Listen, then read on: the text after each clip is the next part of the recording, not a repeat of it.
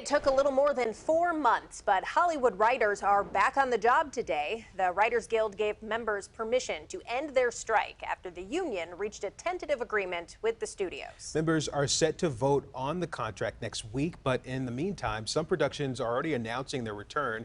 First up, the network late night shows, including The Late Show with Stephen Colbert right here on CBS. Joining us tonight to discuss the proposed contract is Reed Alexander, Hollywood correspondent for Insider and actor you might recognize from Nickelodeon's iCarly. Reed, thanks for joining us today. Thanks very much for having me. Good to be with you. Yeah, happy to have you here. So tell me about the specifics of the deal. By many accounts, this is a huge win for the writers. So what do you think made this the deal that the studios actually agreed on?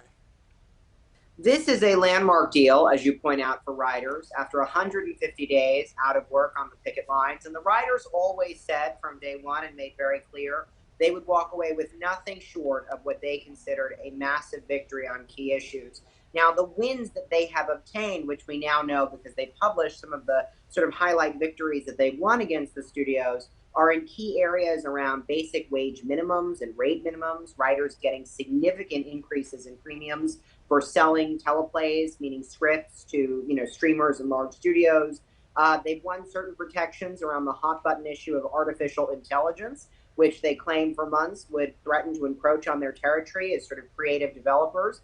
Key pillars there, offering them protections around AI, wage minimums, staffing in the writers' rooms, residuals. It's a suite of issues that they were fighting over, and it looks like they've made a lot of progress.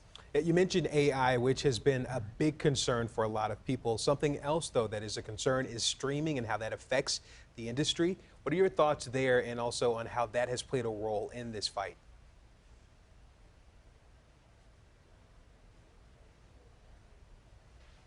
Yeah, well, I think streaming has been a critical issue from the very beginning. The streaming model has completely redone the economics of the industry, and where we see the greatest damage is in depriving writers of residual pay.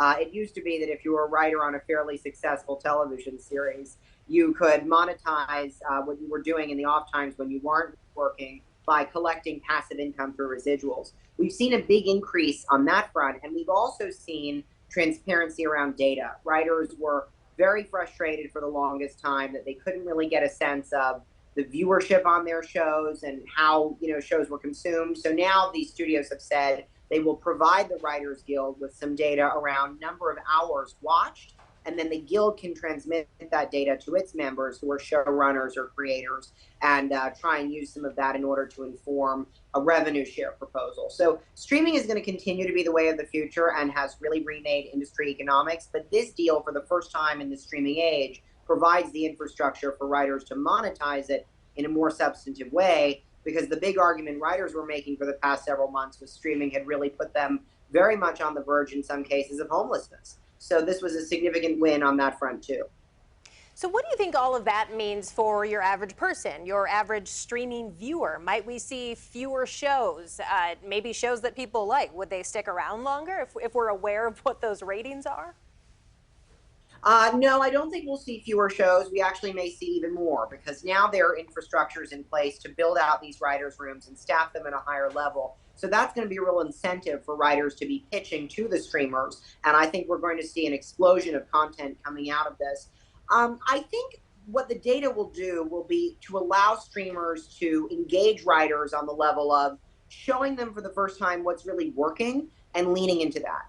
The more that the streamers can involve writers in the conversation around what's landing with viewers, the more that writers can create content that might, one could argue, extend the life of a show by drawing in an even greater audience share. So I think, if anything, this is going to trickle down to benefit the consumer. It may take some time to see how, but writers who are incentivized to write and feel included in the process and want to stay in the industry, that can only lead to a surfeit of entertainment content that we'll all want to be watching and binging and consuming. And do you just lastly feel like this is going to be a positive indicator of where we're going? This has been a long standoff.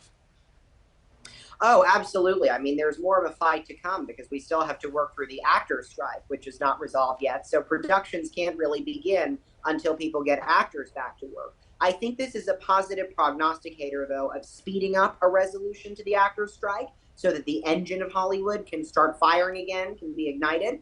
And I think it's very hopeful for anyone who's really dreaming of working in the industry, because there was a lot of despair about Hollywood's future. But it seems like everyone is back in action and ready to get back to work and feeling upbeat and enthused. We're glad to see it. Thank you for your time today. Reed Alexander, Hollywood correspondent for Insider.